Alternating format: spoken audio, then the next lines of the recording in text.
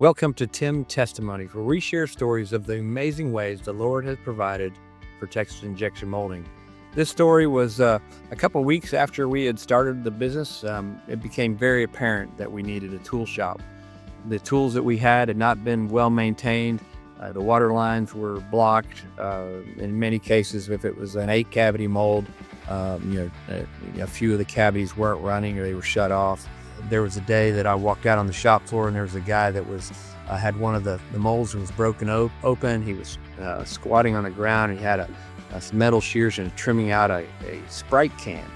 And he was going to shim up one of the cavities to stop the flash. And man, we really, really have to get a tool shop. And so just so happened, within the week that Flextronics, who's a friend of ours, called us and said, "Hey, we've got some polycarbonate that we've got. We're moving to Austin and want to know if you guys had any interest in it." So I got in the car, drove over there to see what they had. And when I got there, I saw, they had some mills, they had some lathes, they had some benches, they had all the kind of basic equipment that we needed for a tool shop. And I said, "What about all this stuff?" And they said, "Well, it's all got to go."